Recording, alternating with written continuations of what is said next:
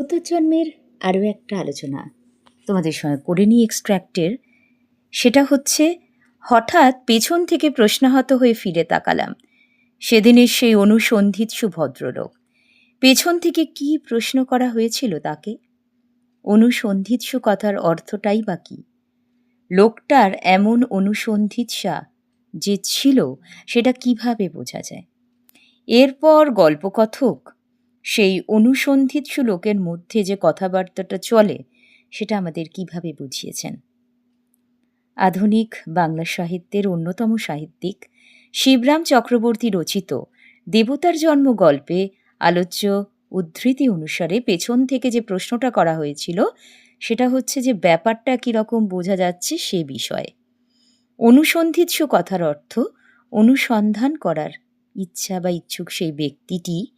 কোনো বিষয় যে ব্যক্তি অনুসন্ধান করতে খুবই তৎপর থাকেন তাকে অনুসন্ধিৎসু বলে।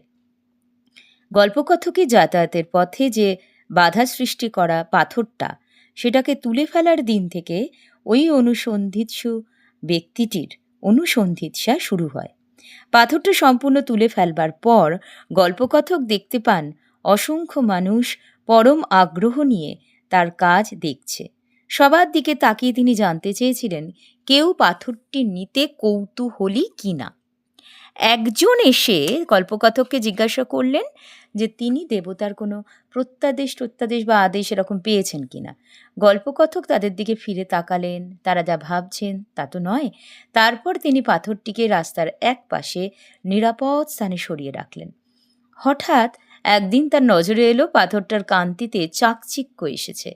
পাথরটার সৌন্দর্য বৃদ্ধিতে গল্পকথক খুশি হলেন।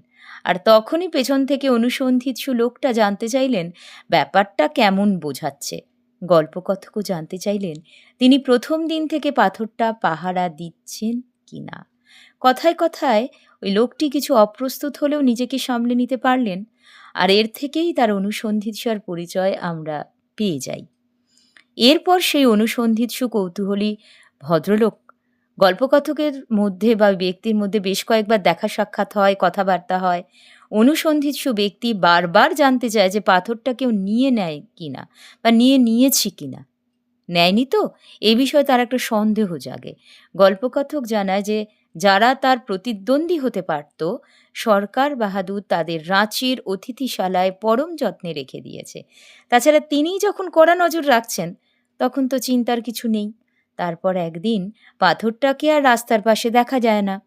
অনেকদিন পর গলির মোড়ে অশ্বত্থতলায় পাথরটিকে দেখা যায়।